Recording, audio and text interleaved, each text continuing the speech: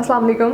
आज हम बात करेंगे कि पोस्ट प्रेगनेंसी आपका जो वेट गेन हो जाता है, ख़ास तौर पे आपकी जो टमी अक्सर लोग कंप्लेन करते हैं कि बहुत सी सैग सी कर जाती है, तो उसके लिए हमने क्या करना है, अपने आप को नॉर्मल पहले वाली बॉडी पे कैसे लेके आना है, उसके अंदर डाइट का क्या रोल है और क्या एक्सरसाइजेज़ वगैरह क्या की जानी चाहिए, उसके ऊपर हम बात करेंगे।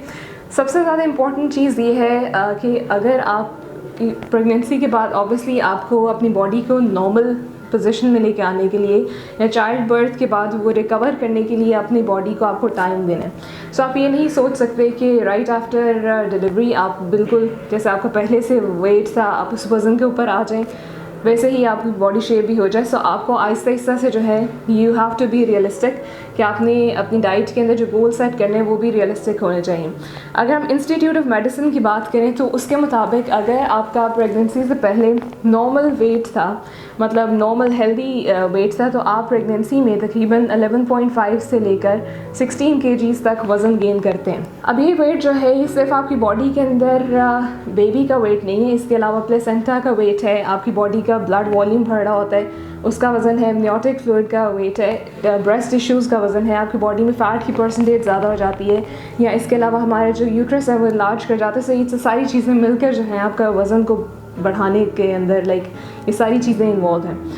यूजुअली आम तौर पे जो फीमेल्स हैं वो इसका हाफ़ वेट जो गेन करती हैं वो उसके हाफ़ वेट को लूज़ कर जाती हैं 6 वीक्स के अंदर। मतलब ये जो हम बेबी वेट जो गेन हमने किया होता है, बेबी वेट से मुराद ये है कि जो हम प्रेगनेंसी में एक्स्ट्रा वज़न गेन कर लेते हैं उसको कहा जाता है बेबी वेट। सो आप तकरीबन half of this baby weight वो 6 वीक्स के अंदर लूज़ कर लेते हैं नेचुरली, क्योंकि आपकी बॉडी में ऐसे हार्मोन्स प्रोड्यूस हो रहे होते हैं जिसकी वजह से आपकी यूट्रस जो है वो नॉर्मल पोजीशन पे आ रही होती है, कॉन्ट्रैक्ट कर रही होती है। इसके अलावा जो आपकी बॉडी में फ्लूइड्स एक्यूमुलेट हुए हुए तो वो आहिस्ता आहिस्ता से एलिमिनेट होना शुरू हो जाते हैं। सो आप नॉर्मल वेट के ऊपर आ जाते हैं, लेकिन स्टिल कुछ वहाँ पे स्टबर्न फैट जो है आपकी बॉडी में फिर भी रह जाता है जिसको हमने खुद से मेहनत करके कम करना है। सो जब हम वेट कम करने की बात करते हैं तो सबसे ज़्यादा 5 चीज़ों का आपने अपनी ध्यान रखना है। सबसे पहले जैसे मैंने भी बताया कि आपको रियलिस्टिक होने की ज़रूरत है, अपने इस तरह का गोल्स को सेट करना है कि वो रियलिस्टिक हो सकें और आप उनको अचीव भी कर सकें। आपने किसी भी तरह की क्रैश डाइटिंग या कोई भी फैट डाइट फॉलो नहीं करनी। क्रैश डाइट से मुराद है कि आप बहुत ज़्यादा लो कैलोरीज़ जैसे लेना शुरू कर देते हैं, अपने आप को बहुत ज़्यादा रिस्ट्रिक्ट कर लेते हैं कि ये भी नहीं खाना वो भी नहीं खाना। इस तरह की चीज़ें आपने नहीं करनी है। कम से कम अगर आप ब्रेस्ट फीड करवा रहे हैं तो आपने 1700 कैलोरीज से कम अपनी डेली रूटीन के अंदर नहीं लेनी है, बिकॉज इसके अंदर आपको एक एनर्जी चाहिए वो आप में नहीं होगी अगर आप 1700 कैलोरी से कम का कैलोरी प्लान फॉलो करते हैं। आपने क्रैश डाइटिंग भी नहीं करनी। दूसरा ये है कि फ़ैट डाइट भी कोई फॉलो नहीं करनी। फ़ैट डाइट से मुराद ये है कि आप कोई इस तरह की डाइट लें जिसके अंदर कोई एक ख़ास फूड ग्रुप या कोई एक ख़ास चीज़ जैसे मिल्क ग्रुप है वो आप निकाल दें अपनी डाइट में से, या आप बनाना डाइट होगी जैसे आजकल हमारे यहाँ कीटो डाइट का ट्रेंड है। सो इस तरह की डाइट्स जिसके अंदर आप किसी एक फूड ग्रुप को निकाल देते हैं या किसी एक चीज़ के ऊपर ज़्यादा फोकस करते हैं उसको कहते हैं फ़ैट डाइट। सो आपने रियलिस्टिक होना है। अगर हम डाइट की बात करते हैं तो हमने इसके ऊपर ऑलरेडी काफ़ी सारी वीडियोस जो हम बना चुके हैं कि आपने अपनी डाइट के अंदर पोर्शन साइज़ कंट्रोल कैसे करना है या आपने अपना मेटाबॉलिज्म जो है वो कैसे बढ़ाना है। अगर वेट कम करना है तो क्या क्या टिप्स जो हैं वो उनके ऊपर अमल किया जाना चाहिए। आपको उन वीडियोस को एक दफ़ा देखना है। और अगर मैं ब्रीफली इस तरह की बात करूँ तो आपने अपनी गोल्स जो हैं वो हेल्दी टिप्स जो हैं उनके ऊपर अमल करके अपना वेट कम करना है, जिसके अंदर क्या आ जाता है कि कभी भी आपने मील स्किप नहीं करना है। दिन में जो है वो 4 से 5 दफ़ा खाना खाना है, लेकिन पोर्शन साइज़ कंट्रोल करना, कम अमाउंट के अंदर लेना है। अपनी डाइट के अंदर कोशिश ये करें कि फ़ाइबर वाली चीज़ों का ज़्यादा इस्तेमाल करें और रिफाइंड चीज़ों को कम लें। इसी तरह पानी का इस्तेमाल जो है that is also very important. पानी जो है कैलोरीज़ को बर्न करने में हेल्प करता है और आपका मेटाबॉलिज्म बढ़ाता है। इसी तरह से जब हम डाइटिंग कर रहे हैं या हम वेट कम करने की कोशिश कर रहे हैं तो आप ये कोशिश करें कि अपनी डाइट के अंदर से स्टार्ची चीज़ें या कार्बोहाइड्रेट्स का इस्तेमाल कम करें, रोटी चावल कम लें और आप सैलड्स के ऊपर ज़्यादा फोकस करें या आप ज़्यादा प्रोटीन वाली चीज़ें गोश्त वगैरह का इस्तेमाल ज़्यादा रखें। देना जाता है कि हमें एक्सरसाइज भी बहुत इंपॉर्टेंट है। अब सवाल ये है कि जब आपकी डिलीवरी के बाद अगर आपका सी सेक्शन हुआ तो उसके बाद आपने कितने अरसे के बाद जो है वो एक्सरसाइज कर सकते हैं। सो अपने कोई भी गायनेकोलॉजिस्ट आपको जिसके साथ आप इन टच हैं उनसे मतलब आपने पहले तो अपना चेकअप कराना ज़रूरी है। सो 6 वीक्स तक जो है वो आपने वज़न कम करने के बारे में नहीं सोचना है।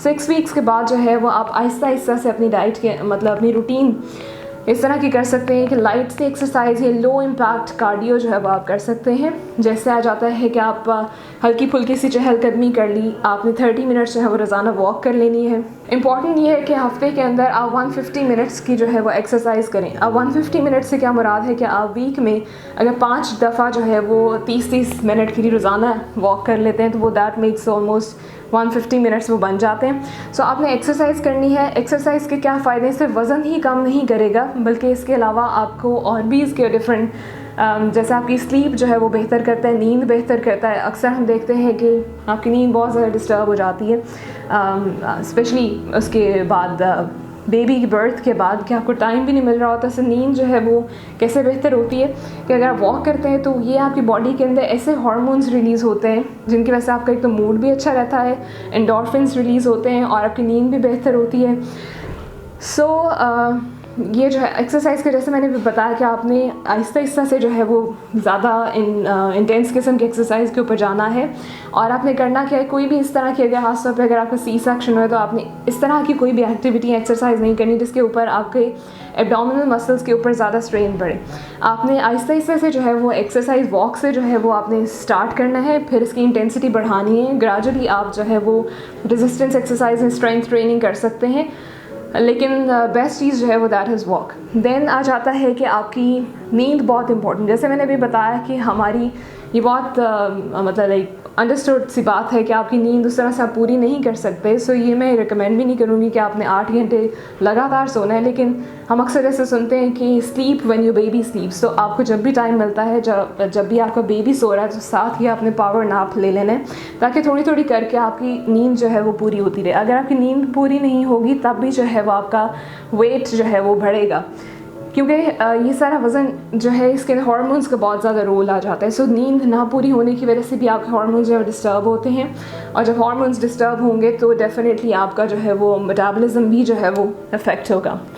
देन मोस्ट इम्पॉर्टेंट बात जो कि मैं कहना भूल गई थी वो ये है कि आपने अपने बेबी को ब्रेस्ट फीड ज़रूर करवाना है, क्योंकि आपकी बॉडी के अंदर नेचुरली अल्लाह ताला की तरफ से कुछ फ़ैट के जो स्टोर्स अल्लाह ताला ने हमें जो बढ़ जाते हैं वो उनका मकसद भी यही है कि आपको रिकवरी के अंदर हेल्प करें।